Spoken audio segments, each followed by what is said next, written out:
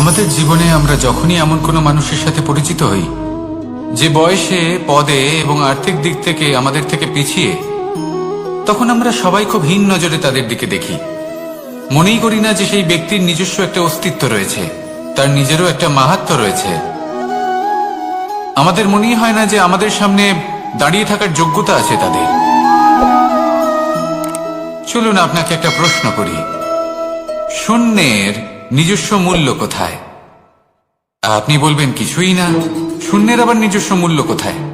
কিন্তু যখন এই শূন্যই কোনো সংখ্যার সাথে এসে যুক্ত হয়ে যায়, কোনো অঙ্কের সাথে এসে যুক্ত হয়ে যায়, তখন তার মূল্য অনেক গুণ বৃদ্ধি পায়। অর্থাৎ এই শূন্যের মূল্য অবশ্যই আছে। আর আমাদের জীবনেও এমন কিছু ব্যক্তি থাকেন, তাদের দেখে মনে হয় যে এদের কোনো মূল্যই নেই। কিন্তু যখন এই ব্যক্তি কারোর সাথে এসে জুড়ে যান, তখন তার মূল্য সেই ব্যক্তির বৃদ্ধি ঘটায়। এই সংসারে এমন কোনো ব্যক্তি নেই যার কোনো মূল্য নেই। যদি আমরা ধনুকের কথা বলি, তাহলে তার জন্য একটি দড়ির প্রয়োজন হয়, যেটি প্রত্যঞ্চা হিসেবে ব্যবহৃত হয়। যদি এই প্রত্যঞ্চা না থাকে, তাহলে ধনুকের কোনো মূল্যই থাকে না। যদি প্রত্যঞ্চা না থাকে, তাহলে ধনুকের অস্তিত্ব অসম্পূর্ণ থেকে যায়। এই সংসারে যে কোনো ব্যক্তি হোক বা যে কোনো বস্তু হোক, প্রত্যেকের নিজস্ব একটি মূল্য আছে। তার সম্মান করুন, সামনে অগ্রসর হন, আর আমার সাথে ভালোবেসে বলুন, রাধা রাধা। সুখ, দুঃখ এবং শক্তি, এই তিন হলো এই সংসারের ত্রিদেবের মতো। আমাদের জীবনে যা কিছু ঘটছে, এই তিনটির ভিত্তির উপরেই হচ্ছে। আসলে এই সংসারের একটা নিয়ম আছে, যখনই আপনি কিছু লাভ করেন, এই সংসার আপনার পরীক্ষা নেয়। এটা জানার জন্য আপনার পরীক্ষা নেয় যে আপনি যা কিছুই লাভ করেছেন, আপনি কি আদৌ সেটার যোগ্য কিনা। ঠিক সেইভাবেই এই সুখ, দুঃখ এবং শক্তি আপনার পরীক্ষা নিয়ে থাকে। যখন সুখ আসে, তখন সে আপনার পরীক্ষা নেয় যে আপনার মধ্যে অহংবোধ জাগ্রত হয়নি তো। যদি অহংবোধ চলে আসে, তাহলে সুখ সেখানেই সঙ্গ ত্যাগ করে। দুঃখ আপনার ধৈর্যের পরীক্ষা নিতে থাকে। আর যদি আপনার মধ্যে ধৈর্য না থাকে, তাহলে এটা আপনাকে আরো বেশি দুঃখের গভীর অন্ধকারে ঠেলে দেবে। সেখানে শক্তি পরীক্ষা নেয় আপনার বিনম্রতার। যদি আপনি বিনম্র না হন, তাহলে হয় এই শক্তি আপনার সঙ্গ ত্যাগ করবে, নয় এই শক্তি বিনম্রতার অভাবে আপনার পতনের কারণ হতে পারে। এই সংসারে যে কোনো ব্যক্তি যিনি এই পরীক্ষায় উত্তীর্ণ হয়ে থাকেন, এই জীবনে তিনি সাফল্য লাভ করেন। আসুন আমার সাথে ভালোবেসে বলুন, রাধা রাধা। মানুষের জীবনে উন্নতি লাভ করার জন্য তিনটি স্তম্ভের প্রয়োজন হয়। প্রথম স্তম্ভ শিক্ষা। এই শিক্ষা আমাদের জ্ঞান প্রদান করে।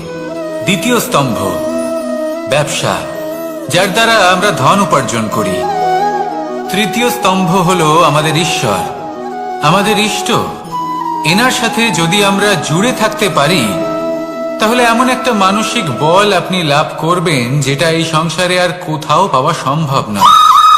কিন্তু মানুষ অনেক সময় জীবনে এই তিনটি স্তম্ভ লাভ করা সত্ত্বেও সামনে অগ্রসর হতে পারেন না। তখনও জীবনে কঠিন পরিস্থিতি আসতেই থাকে। এমনটা ঠিক কেন হয়? কারণ সে জীবনে এই তিনটি স্তম্ভ লাভ করে নেয়, জীবনে প্রয়োগও করে, কিন্তু তার ভিতের কথা সে ভুলেই যায়। যেমন প্রথম স্তম্ভ অর্থাৎ শিক্ষা। এই শিক্ষার আধার হলো শুভ চেতনা। যদি অন্তরে শুভ চেতনা না থাকে, তাহলে এই শিক্ষার কোনো গুরুত্ব থাকে না। দ্বিতীয় স্তম্ভ ব্যবসা। পরিশ্রম করে উপার্জন করতে হবে, এই কথাটা আমরা সবাই জানি এবং সবাই চেষ্টাও করি। কিন্তু ব্যবসা করতে করতে আমরা এটা ভুলে যাই আমাদের ব্যবহার কেমন হয়ে পড়েছে। এই ব্যবহার যদি শুভ হয়, তাহলে আমাদের উপার্জন আস্তে আস্তে একটা স্থির জায়গায় এসে পৌঁছবে। এবং তৃতীয় স্তম্ভ আমাদের ভগবান। যদি ওনার শরণে আপনি যেতে চান, তাহলে তার পূর্বে নিজের মা বাবাকে সেবা করুন। তাদের যত্ন করুন, তাদেরকে ভালোবাসুন, কারণ ওনারাই হলেন এই সংসারে আপনার সব থেকে বড় ইষ্ট। তাহলে 3 স্তম্ভের সাথে সাথে তাদের আধারকেও নিজের জীবনে প্রাধান্য দিন। কোনো সমস্যা আসবে না, জীবনে একের পর এক উন্নতি করবেন এবং এই মন প্রসন্ন হয়ে বলবে রাধা রাধা। মানুষের এই সংসারে জীবনযাপন করার জন্য কিছু জিনিসের প্রয়োজন পড়ে, এমন কিছু আবেগ, এমন কিছু বস্তু আছে যেগুলো তার প্রয়োজন হয়। কিন্তু সব থেকে বেশি যে জিনিসটা তার প্রয়োজন হয় সেটা হলো সম্মানের। আমাদের ভালো লাগে যখন কেউ আমাদের সম্মান করে, আমরা কাউকে সম্মান করলে তারও সেটা ভালো লাগে। কিন্তু আপনি দেখবেন যে সংসারে বেশিরভাগ মানুষ 2টি মাপদণ্ডের ভিত্তিতে সম্মান করেন, হয় বয়স দেখে করেন বা উপার্জন দেখে, অর্থাৎ সেই ব্যক্তি কতটা উপার্জন করেন। এবার ভেবে দেখুন, এটা আবশ্যক নয় কারোর বয়স যদি বেশি হয় তার বুদ্ধিও ততটাই বেশি হবে। আবশ্যক এটাও নয় যে কোনো ব্যক্তি যদি অত্যন্ত ধনী হন বা তার মনও নির্মল হবে বা তিনি সৎকর্ম করবেন বা এমন কোনো কর্ম করবেন যাতে উনি সম্মান লাভ করতে পারেন। হতে পারে উনি ধনী কিন্তু দুশ্চরিত্র। সেই জন্য বয়স বা উপার্জন দেখে কোনো ব্যক্তিকে সম্মান করবেন না, কর্ম দেখুন। যদি গভীরভাবে ভেবে দেখেন তাহলে দেখবেন যদি কোনো মানুষ কোনো সৎকর্ম করেন তাহলে তার প্রতি হৃদয় থেকে সম্মান জাগ্রত হয়। এটাই হলো সেই সম্মান যা অর্জন করতে হবে। বয়স আজ আছে, কাল আরো বৃদ্ধি পাবে। উপার্জন আজ আছে, কাল সেটা কমে যেতেও পারে। কিন্তু যদি আপনি নিরন্তর শুভকর্ম করতে থাকেন তাহলে আপনি মৃত্যুর পরেও অমর হয়ে থাকবেন। আসুন আমার সাথে ভালোবেসে বলুন রাধা রাধা। ভয়ের সাথে আমরা সবাই পরিচিত, কষ্টও আমরা সবাই পেয়েছি। কখনো কখনো আমরা অসুস্থ হয়ে পড়ি, আর এমন সময় হলে মাতার মমতা, কখনো বাবার স্নেহ, কখনো বন্ধুদের পাশে থাকার অনুভূতি আমাদের রোগ নিরাময়ে সাহায্য করে। কখনো যদি আমরা নিরাশ হয়ে পড়ি, তখন যদি আমাদের কোনো আপনজন আমাদের 2টো ভালো কথা বলে তখন আমাদের মনোবল বেড়ে যায়। ঠিক তেমন সংসারের এই রঙ্গমঞ্চে যদি আপনি পীড়িত অনুভব করেন, কিছু শুভ কথা আলোচনা করুন, কিছু স্তুতি গান করুন, কিছু মুহূর্তের জন্য হলেও নিজের ইষ্টদেবের কথা স্মরণ করুন আর প্রার্থনা করুন। সাহস বাড়বে, শক্তিও বৃদ্ধি পাবে এবং সামনে এগিয়ে চলার পথও দেখতে পাবেন। তখন এই মন প্রসন্ন হয়ে বলবে রাধা রাধা। মানুষের জীবনে উন্নতি লাভ করার জন্য 3টি স্তম্ভের প্রয়োজন হয়। প্রথম স্তম্ভ শিক্ষা। এই শিক্ষা আমাদের জ্ঞান প্রদান করে।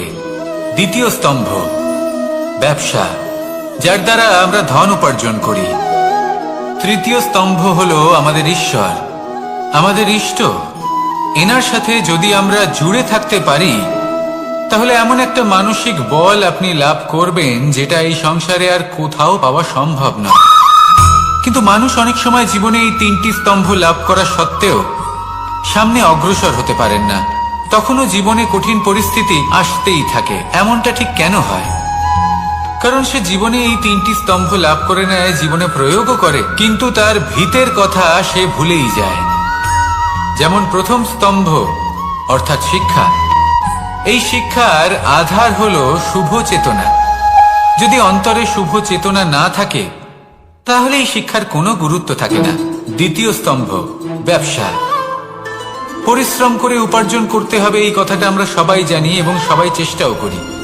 কিন্তু ব্যবসা করতে করতে আমরা এটা ভুলে যাই আমাদের ব্যবহার কেমন হয়ে পড়েছে। এই ব্যবহার যদি শুভ হয় তাহলে আমাদের উপার্জন আস্তে আস্তে একটা স্থির জায়গায় এসে পৌঁছবে।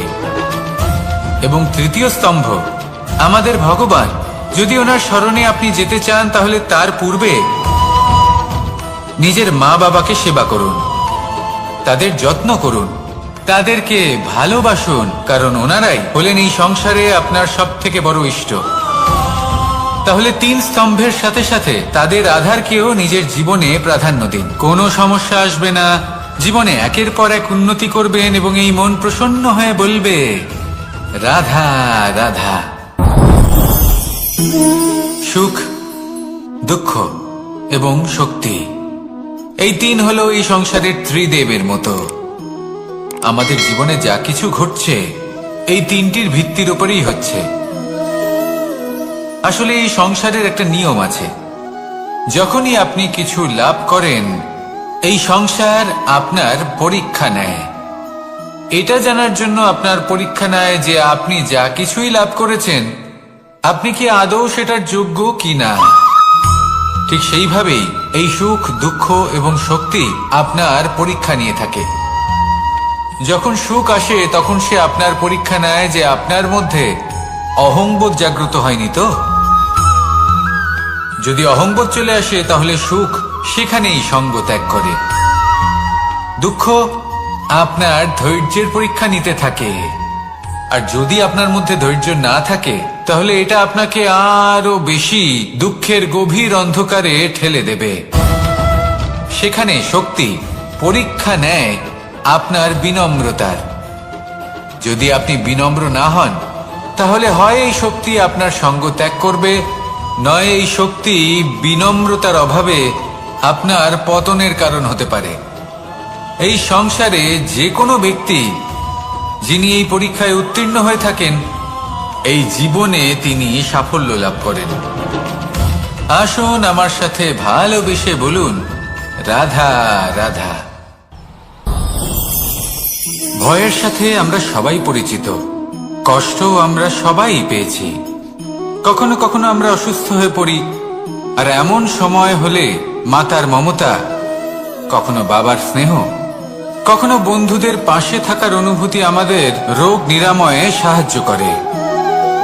কখনো যদি আমরা নিরাশ হয়ে পড়ি, তখন যদি আমাদের কোনো আপনজন আমাদের দুটো ভালো কথা বলে তখন আমাদের মনোবল বেড়ে যায়। ঠিক তেমন সংসারের এই রঙ্গমঞ্চে যদি আপনি পীড়িত অনুভব করেন, কিছু শুভ কথা আলোচনা করুন, কিছু স্তুতি গান করুন, কিছু মুহূর্তের জন্য হলেও নিজের ইষ্টদেবের কথা স্মরণ করুন আর প্রার্থনা করুন। সাহস বাড়বে, শক্তিও বৃদ্ধি পাবে এবং সামনে এগিয়ে চলার পথও দেখতে পাবেন। তখন এই মন প্রসন্ন হয়ে বলবে, রাধা রাধা। এই সংসারে কখনো কোনো ব্যক্তিকে তার বাইরের পোশাক দেখে বিচার করার চেষ্টা করবেন না, এটা খুব বড় ভুল করবেন। যেমন আমরা জীবনে অনেক সময় এমন করি, ধরুন কোথাও একটা গাছ দেখলাম, খুব বিশাল আকারের একটা গাছ, যেটা মাটির থেকে অনেক উঁচুতে পৌঁছে গেছে, যার বিশাল শাখা আছে। সেগুলো দেখে আমরা ভাবি যে এই গাছে হয়তো কত সুস্বাদু ফল আছে, আমরা সেই গাছের পরিচর্যা করতে থাকি। আবার অন্যদিকে হলো একটি তৃণ, যেটা মাটি থেকে কিছুটা উঁচুতে পৌঁছেছে, কিন্তু সেই তৃণর নিচে, মাটির নিচে অত্যন্ত সুস্বাদু ফল বা সবজি জন্ম নেয়, যা আমাদের স্বাস্থ্যের পক্ষে অত্যন্ত উপকারী। সেই জন্য কখনো আবরণ দেখে কাউকে বিচার করতে চেষ্টা করবেন না। তার বদলে এটা বোঝার চেষ্টা করুন যে আপনার সামনে যে ব্যক্তি আছে বা বস্তু আছে তার বিশেষত্ব কি। যদি এই বিশেষত্ব বোঝার ক্ষমতা আপনি অর্জন করেন, যদি এই শিল্প আপনি নিজের ভেতরে জাগ্রত করেন, তাহলে এই সংসারে বিশেষত্ব কি সেটা আপনি জানতে পারবেন। আর এই সমস্ত খেলা দৃষ্টি থেকে নয়, দৃষ্টিভঙ্গি থেকে জন্ম নেয়। দৃষ্টিভঙ্গি সবসময় শুভ রাখুন আর আমার সাথে ভালোবেসে বলুন, রাধা রাধা। যখন আমরা কোনো বনে প্রবেশ করি তখন এই সবুজ ঘাস দেখে, এই কোমল ঘাস দেখে আমাদের মন প্রফুল্ল হয়ে ওঠে। ভিন্ন ভিন্ন প্রজাতির ফুল, ভিন্ন ভিন্ন রঙের ফুল দেখে এই মন আনন্দে ভরে ওঠে।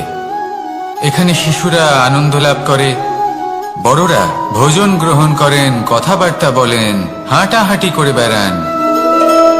এবার ভেবে দেখুন, যখন এই উপবনের নির্মাণ হয়েছিল সেই সময় যদি এই মাটিকে সঠিকভাবে খনন না করা হতো, যদি তাতে সঠিকভাবে বীজ রোপণ না করা হতো, যদি কোনো সংঘর্ষ না হতো, পরিশ্রম না করা হতো, যদি চলতে চলতে পায়ে কাঁটা না বিঁধে যেত, তাহলে এই সুন্দর বন দেখে আমরা কি এই আনন্দ লাভ করতে পারতাম? কখনোই নয়। ধরুন কোনো নদীর তটে সুন্দর একটি বন আছে, সেই বনের আনন্দ লাভ করতে গেলে আপনাকে সেই নদী পার করতেই হবে। যদি সুখের নদীর কাছে পৌঁছতে চান তাহলে তটে যে কাঁটা রয়েছে সেগুলোর সাথে সংঘর্ষ করতেই হবে। এই সংসারে যদি আপনি সুখ লাভ করতে চান তাহলে সুখ লাভের এই যাত্রা শুরু করতে হবে সংঘর্ষ দ্বারা। তাহলে সংঘর্ষকে স্বাগত জানান, এর পেছনেই সুখ রয়েছে যা আপনার জন্য অপেক্ষা করছে। এবার হাসুন আর আমার সাথে ভালোবেসে বলুন, রাধা রাধা। মানুষ সুখী জীবন যাপনের প্রতি এতটাই অভ্যস্ত হয়ে পড়ে যে একটা ছোট্ট সমস্যা এলেই সে সবার থেকে সাহায্য চাইতে শুরু করে দেয়। সে সাহায্য লাভও করে এবং সেই সংকট থেকে সে বেরিয়েও আসে। কিন্তু এই সাহায্য কিছু মুহূর্তের, আর কিছু মুহূর্তের হলো এই দুঃখ। এই দুই মুহূর্তের সাহায্যের জন্য আজীবন আপনি তার কাছে ঋণী হয়ে থাকেন। আর মানবিকতার খাতিরে আপনার মনে কৃতজ্ঞতা জেগে ওঠে, আর সেই কৃতজ্ঞতা বোধ হলো যে আপনি কখনো সেই ব্যক্তিকে ছাপিয়ে যেতেই পারবেন না।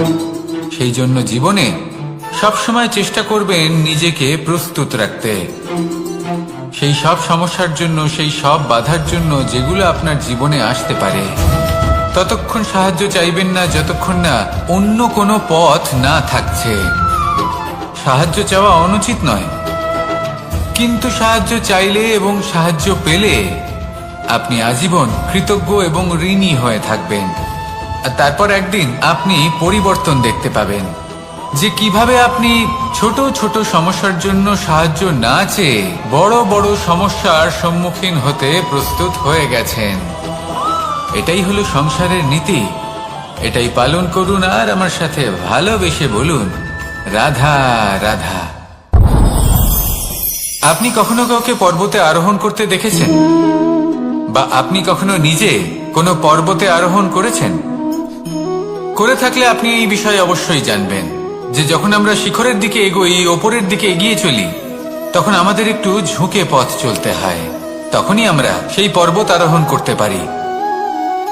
কিন্তু যে ব্যক্তি নিচের দিকে ফিরে আসছেন তিনি কিন্তু ঝুঁকে চলেন না, তিনি দৃঢ়ভাবে সোজা হয়ে নিচে নামেন। এই ভারসাম্য বজায় রাখার এই খেলাতে সংসারের একটা সার লুকিয়ে রয়েছে। যদি আপনিও জীবনে উঁচুতে উঠতে চান, শিখরে পৌঁছতে চান, তাহলে আপনাকেও নত হয়ে বিনম্র হয়ে সামনে এগোতে হবে। সেখানে যদি আপনি বুক চিতিয়ে উদ্ধতভাবে অহংকার বোধ নিয়ে চলতে থাকেন, সেখান থেকেই আপনাকে নিচে নামতে হবে। কোনো ব্যক্তি তার বিনম্র স্বভাব দেখেই বোঝা যায় যে সেই ব্যক্তি সাফল্যের শিখর দেশে আরোহণ করছে নাকি নিচে তথা খাদের দিকে যাত্রা করছে। তাই সবসময় বিনম্র থাকুন, শ্রেষ্ঠ কর্ম করুন, পরিশ্রম করুন আর আমার সাথে ভালোবেসে বলুন, রাধা রাধা। মানুষের জীবনে স্বচ্ছতার একটা আলাদা গুরুত্ব আছে। যদি আপনি নিজেকে স্বচ্ছ রাখেন তাহলে আপনার নিজেরও ভালো লাগবে, সামনের ব্যক্তিরও ভালো লাগবে, একটা অন্যরকম প্রভাব পড়বে। কিন্তু একজন শ্রেষ্ঠ ব্যক্তি কিভাবে হয়ে ওঠা সম্ভব? যার মধ্যে গুণ আছে, শিক্ষা আছে, শুভ চেতনা আছে, যিনি সৎকর্ম করেন। কিভাবে হব সেই ব্যক্তি যার মধ্যে জ্ঞান আছে? শুধুমাত্র স্বচ্ছ থাকলে তো তা হওয়া সম্ভব নয়। প্রথমে আপনাকে বুঝতে হবে যে মানুষের মধ্যে চারটি মূল তত্ত্ব আছে। প্রথম হলো তার শরীর, যার দ্বারা উনি যে কোনো কর্ম করে থাকেন। দ্বিতীয় তত্ত্ব হলো তার মন, যার দ্বারা কোনো কর্ম করার জন্য সে নিজেকে প্রেরণা দিতে থাকে। তৃতীয় তত্ত্ব হলো বুদ্ধি, যে কর্ম আমরা করতে চাই, যে লক্ষ্যে আমরা পৌঁছতে চাই, সেটা আমরা কিভাবে কোন পথে করব সেটা স্থির করা যায় বুদ্ধি দিয়ে। আর চতুর্থ তত্ত্ব হলো আত্মা। আত্মা হলো এমন এক তত্ত্ব যার কোনো সমাপ্তি নেই। আত্মা হলো অজয়, কিন্তু এরও শুদ্ধিকরণের প্রয়োজন হয়। এই চারটি তত্ত্বের শুদ্ধিকরণ করতে থাকুন, এতে নির্মল রাখুন, শুদ্ধ রাখুন। এবং এটা কিভাবে হবে? শুভ চেতনা দ্বারা, জ্ঞানের দ্বারা, এবং সব থেকে বেশি গুরুত্বপূর্ণ প্রেমের দ্বারা। আসুন আমার সাথে ভালোবেসে বলুন, রাধা রাধা। এই জীবনে তিনটি গুরুত্বপূর্ণ শব্দ আছে যা বোঝা আমাদের কাছে খুব গুরুত্বপূর্ণ, এবং এই তিনটি শব্দের নিজস্ব অর্থ আছে। প্রথম হলো সঙ্গবদ্ধতা, অর্থাৎ একসাথে মিলে কাজ করতে হবে, একসাথে মিলে পরিশ্রম করতে হবে, সামনে এগোতে হবে। এরকম করতে পারলে আপনার শক্তি বৃদ্ধি পাবে, আপনার ক্ষমতা বৃদ্ধি পাবে, আপনি এগোতে পারবেন এবং অনেক দূরে যেতে পারবেন। দ্বিতীয় হলো আত্মবিশ্বাস। হেরে যাওয়া বস্তুও আবার জিতে নিতে পারবেন। যদি আপনার নিজের আত্মবিশ্বাস থাকে তাহলে আপনি কখনো পরাজিত হবেন না। এবং তৃতীয় হলো অহংকার। জয়লাভ করার পরেও কিন্তু এটা আপনাকে পরাজিত করতে পারে। সেই জন্য জীবনে সঙ্গবদ্ধ হন, আত্মবিশ্বাস রাখুন, কিন্তু কখনোই অহংকার করবেন না। এই অহংকার আপনার থেকে সবকিছু কেড়ে নিতে পারে। এই অহংকারের জন্যই মথুরাপতি কংস নিজের পতনের দিকে অগ্রসর হয়েছিলেন। এই অহংকারকে ত্যাগ করুন আর আমার সাথে ভালোবেসে বলুন, রাধা রাধা। এই সংসারে সব থেকে বেশি কঠিন কাজ কোনটা? কেউ বলবেন যুদ্ধ করা, কেউ বলবেন ধন অর্জন করা, আবার কেউ বলবেন জ্ঞান অর্জন করা সব থেকে বেশি কঠিন। এবার প্রত্যেক ব্যক্তির নিজস্ব অভিজ্ঞতা আছে আর সেই অনুসারে তার নিজস্ব একটা উত্তর আছে। সাধারণভাবে দেখতে গেলে এই সংসারে সব থেকে কঠিন হলো তপস্যা করা, অর্থাৎ সব কিছু ত্যাগ করে তপস্যায় নিজেকে বিলীন করে দেওয়া। এবার এর থেকে বেশি কঠিন এই সংসারে আর কি বা হতে পারে? এই সংসারে, এই সমাজে, নিজের পরিবারের মধ্যে থেকেও ধৈর্য ধরে সামনে অগ্রসর হওয়া, এটা হলো সব থেকে কঠিন কাজ। কারণ যখন আপনি তপস্যা করেন তখন সেখানে আপনার ধৈর্য ভাঙার মতো কেউ থাকেন না, না কোনো বন্ধু, না কোনো আত্মীয়, না কোনো শত্রু, কেউ না। কিন্তু যখন আপনি এই সমাজে, এই পরিবারে থাকেন, কোনো না কোনো ব্যক্তি এসে আপনার ধৈর্যের বাঁধ ভেঙে দেওয়ার ক্ষমতা রাখেন। তারা আপনার ধৈর্যের বাঁধ ভেঙে দেয়, আর কখনো কখনো তারা অনিচ্ছাকৃতভাবেই সেটা করে থাকেন। কারণ তাদের মানসিকতা আপনার থেকে আলাদা, তাদের কর্ম আপনার থেকে আলাদা, তাদের দৃষ্টিভঙ্গি আপনার থেকে আলাদা, জীবন যাপন আপনার থেকে আলাদা। সেক্ষেত্রে আপনি ধৈর্যচ্যুত হন, প্রসন্নতা আপনার থেকে ছিনিয়ে নেওয়া হয়। সেই জন্য এই সংসারে, এই পরিবারের থেকেও ধৈর্য ধরে সামনে অগ্রসর হওয়া কোনো পর্বতের শিখরে গিয়ে তপস্যা করার থেকেও অনেক বেশি কঠিন। আর যে ব্যক্তি এই সমাজেই, এই পরিবারে, সেই সকল মানুষের মধ্যে থেকে গিয়েও ধৈর্য ধরে অগ্রসর হতে থাকেন, যারা এই কাজটা শিখে নিতে পারেন, তারাই কিন্তু জীবনে আনন্দ লাভ করতে পারেন। এই ধৈর্যই শেষে আপনার জীবনে প্রসন্নতা বহন করে আনবে। তাই ধৈর্য ধরে জীবনের পথে অগ্রসর হন আর আমার সাথে ভালোবেসে বলুন, রাধা রাধা। আমরা যখনই কোনো গাছের চারা রোপণ করি তখন সবার আগে পরীক্ষা করে দেখি যে যেখানে আমরা চারা রোপণ করতে চলেছি সেখানকার মাটি আদৌ উর্বর কিনা, সেই মাটি সেই চারাকে বাড়তে সাহায্য করবে কিনা। যখন একটা চারা রোপণের আগে আমরা এত কিছু ভাবতে পারি, তাহলে কাউকে বিশ্বাস করার আগে আমরা কেন ভাবি না? জীবনে কখনো এই বিশ্বাসরূপী চারা কোথাও রোপণ করার আগে বোঝার চেষ্টা করুন যে যার উপর আপনি বিশ্বাস করতে চলেছেন সে কি আদৌ আপনার বিশ্বাসের যোগ্য কি না। ভেবে দেখুন সেই ব্যক্তি ভবিষ্যতে গিয়ে আপনার বিশ্বাস ভাঙতে পারে কিনা। এটাও ভেবে দেখুন যে যাকে আপনি বিশ্বাস করতে চলেছেন তাকে আপনি বিশ্বাস করলে নিজের জীবনের উদ্দেশ্যে আপনি অগ্রসর হতে পারবেন কিনা। আর তার জন্য প্রয়োজন সঠিক সিদ্ধান্ত, পরখ করা, কোনটা উচিত কোনটা অনুচিত সেটা বোঝা। আর তাতে কিন্তু আপনি সন্দেহবাতিক হবেন না, তাতে আপনি আরো নিপুণ হয়ে উঠবেন।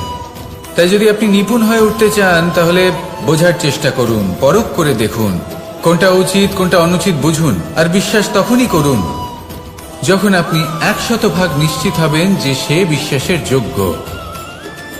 আসুন আমার সাথে ভালোবেসে বলুন, রাধা রাধা। রাধা কখনো কখনো আমার জন্য বড়ই সুগন্ধি আতর নিয়ে আসে, পারিজাত ফুলের মালা নিয়ে আসে আমার প্রসাধন করবে বলে, এবং আমার সব থেকে বেশি প্রিয় মাখন নিজে হাতে বানিয়ে আনে আমাকে নিজে হাতে খাইয়ে দেবে বলে, সবকিছু আমাকে প্রসন্ন করবে বলে। কিন্তু আপনি কখনো ভেবেছেন যে এই আতর কিভাবে বানানো হয়? সহস্র ফুলের পাপড়ি একসাথে পিষে নিতে হয়, তারপরে তার থেকে যে রস নিঃসৃত হয় সেই রস দ্বারাই আতর তৈরি। অনেক সংখ্যক ফুলকে অসীম যন্ত্রণা ভোগ করতে হয়, তবে তারা আমার প্রসাধন সামগ্রী হয়ে উঠতে পারে। দুধ থেকে মাখন তৈরি করার জন্য কতটা পরিমাণ মন্থন সহ্য করতে হয় সেটা আপনি জানেন। ঠিক সেই রকমই হলো আমাদের জীবনও। বিপদও আসে, কঠিন পরিস্থিতিও আসে, এর সম্মুখীন হতে শিখুন। মনে রাখবেন, আপনি হলেন সেই দুধ যাকে মন্থন সহ্য করতে হবে মাখন হয়ে ওঠার জন্য। মনে রাখবেন, আপনি হলেন সেই ফুলের মতন যাদের পিষ্ট হতে হবে সুগন্ধি আতর হয়ে ওঠার জন্য, যাকে এই সংসার পছন্দ করে। কখনো কখনো জীবনে আপনার সাথে খারাপ শুধুমাত্র এই কারণে ঘটে যাতে আপনার শ্রেষ্ঠ রূপ এই সংসারের সামনে আসতে পারে। শুধুমাত্র কঠিন পরিস্থিতি এবং বিপদকে একটা সুযোগ হিসেবে দেখার চেষ্টা করুন। আপনার জন্য এই সংসার বদলে যাবে, সংসারকে দেখার দৃষ্টিভঙ্গি পাল্টে যাবে, আপনার ভাগ্য পাল্টে যাবে, আর এই মন প্রসন্ন হয়ে বলবে, রাধা রাধা। পাশা নামক এই খেলাটি আপনারা নিশ্চয়ই খেলেছেন, না খেলে থাকলে দেখেছেন, আর যদি দেখেও না থাকেন তাহলে নিশ্চিত রূপে শুনেছেন। মহাভারতের এই মহাযুদ্ধ কোথাও না কোথাও এই পাশা নামক খেলার কারণে হয়েছিল। পাশার এই বিচিত্র খেলা, দান, এইসবের কারণে কেউ নিজের মাথায় রাজ মুকুট পরিধান করেছিলেন, আবার সেখানে এই পরাজিত হওয়ার জন্য কাউকে বনবাস ভোগ করতে হয়েছিল। কিন্তু এই খেলা সমাপ্ত হওয়ার পরে সমস্ত ঘুঁটি আর এই পাশার ছক একই পুটলিতে স্থান পেল। এটাই হলো আমাদের জীবন। এই সংসারে আমরা জয় পরাজয়ের বিষয়ে এতটাই ভাবি, এত চিন্তা করি যে এই জীবনের খেলার আনন্দটাই উপভোগ করতে পারি না। আর অবশেষে কি হয়?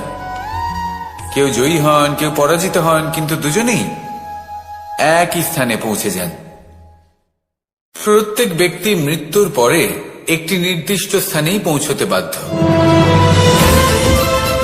কিন্তু ততক্ষণ এই জীবন, এই খেলা, তার আনন্দ উপভোগ করুন। এই সংসারে সেই ব্যক্তি শ্রেষ্ঠ স্থানে পৌঁছতে পেরেছেন যিনি এই সংসারকে প্রকাশ প্রদান করেছেন, যিনি কখনো জয় পরাজয় এ বিষয়ে ভাবেননি, শুধু এই জীবনের খেলার আনন্দ উপভোগ করেছেন। এটাই আপনিও করুন, আর আমার সাথে ভালোবেসে বলুন, রাধা রাধা।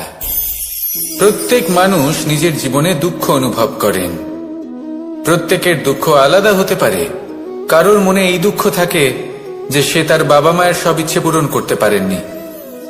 কেউ এটা ভেবে দুঃখ পান যে সে চিরকাল সদাচার করেছেন, সৎকর্ম করেছেন, কিন্তু তাও তাকে দুরাচারী বলে মনে করা হয়।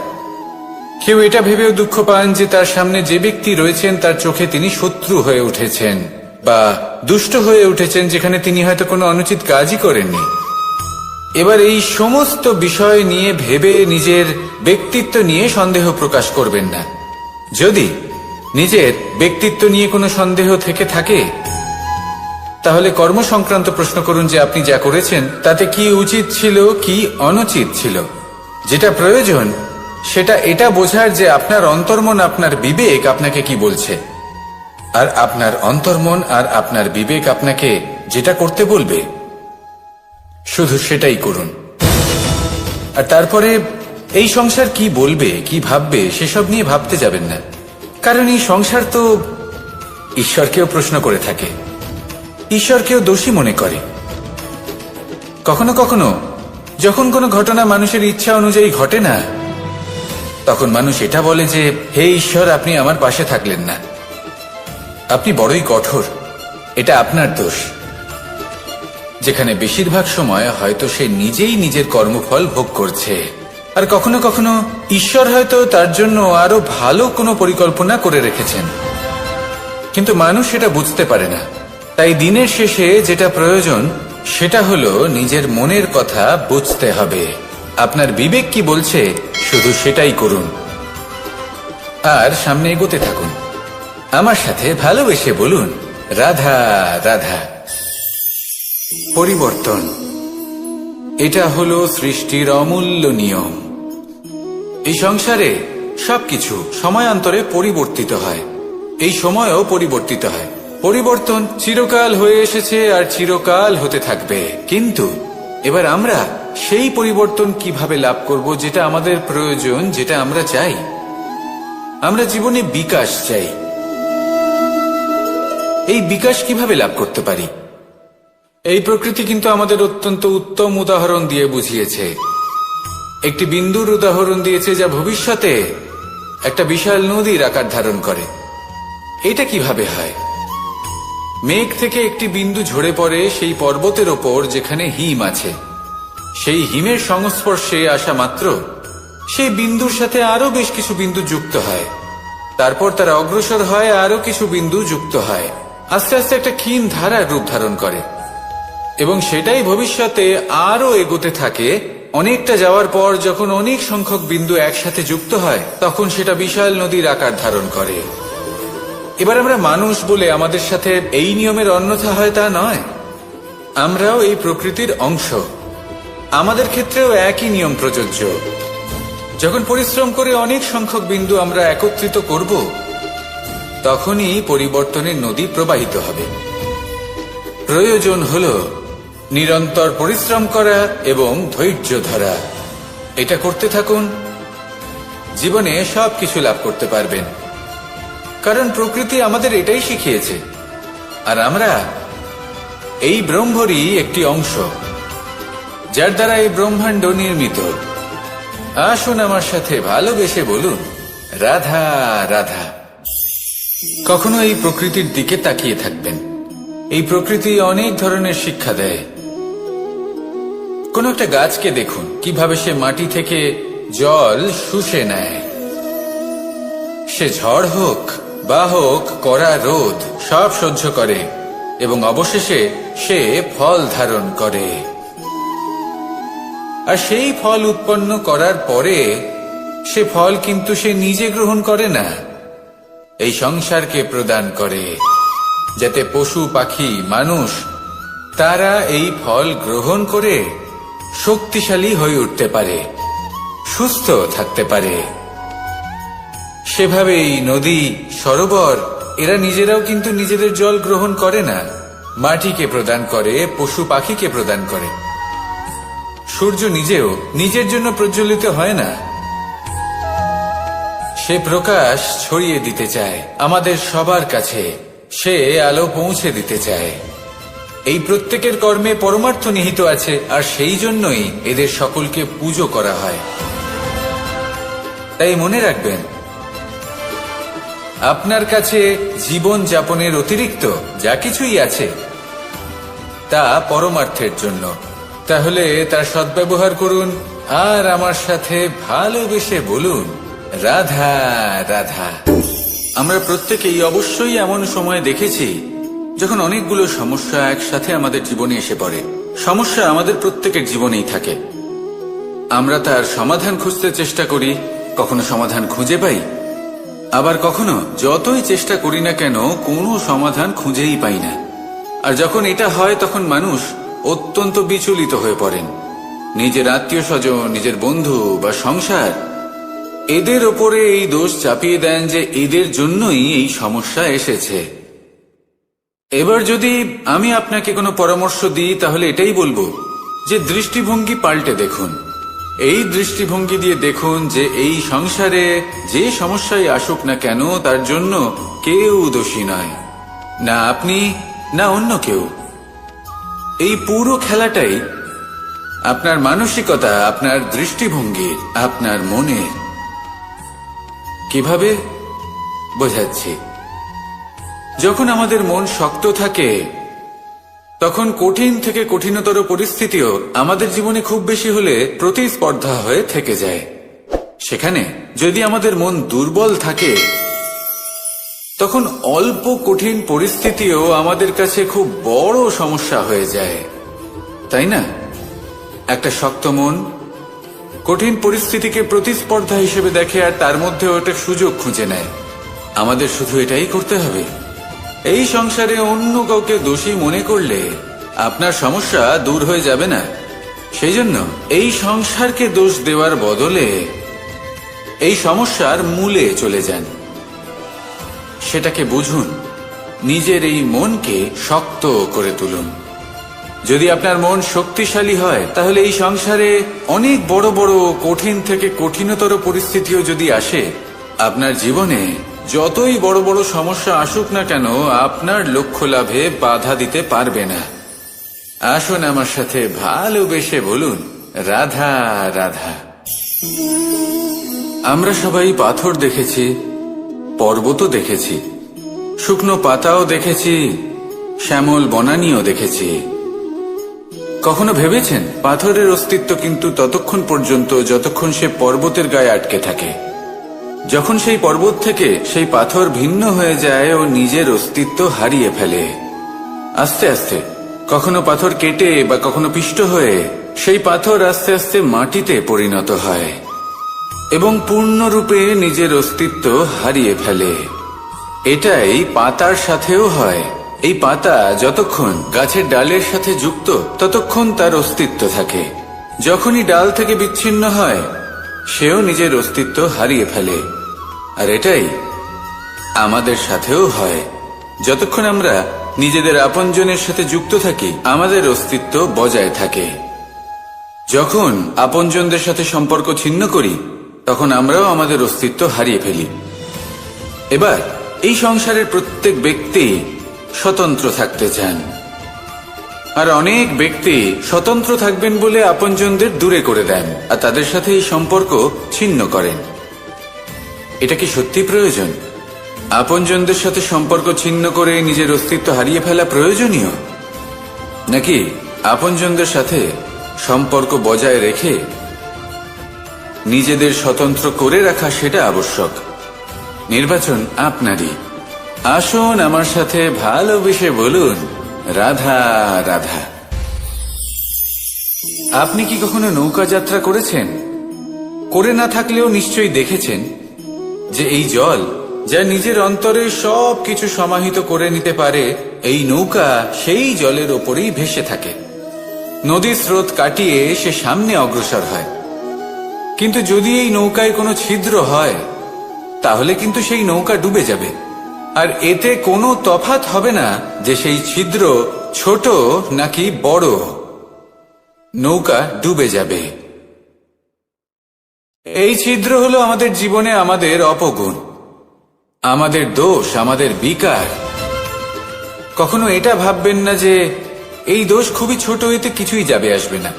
না, সেই ছোট দোষ, সেই ছোট বিকার যদি সেটাকে শুধরে না নেন, তাহলে সেটা আপনাকে আপনার পতনের দিকে নিয়ে যাবে। শেষ পর্যন্ত এটা আপনার উপর নির্ভরশীল যে আপনি কি চান।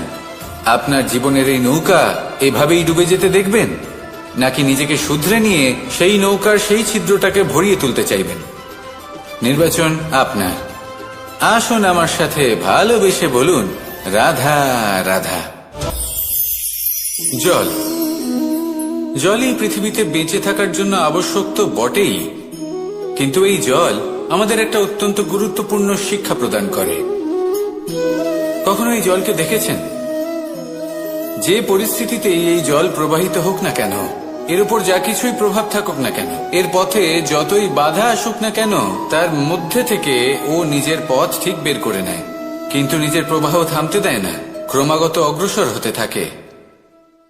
সেরকমই একটা শিক্ষা যেটা আমরা জল থেকে পেয়ে থাকি, তা হলো এটা: আমরা যখন জলের দিকে তাকাই, তখন আমরা নিজের প্রতিবিম্ব দেখি, স্পষ্টভাবে দেখতে পাই। কিন্তু তখনই দেখতে পাই যখন এই জল শান্ত থাকে, স্থির থাকে। যদি এই জল অশান্ত হয়ে থাকে, স্থির না হয়, তাহলে আমরা এতে নিজের প্রতিবিম্ব দেখতে পাই না। এটাই আমাদের মনের সাথেও হয়ে থাকে।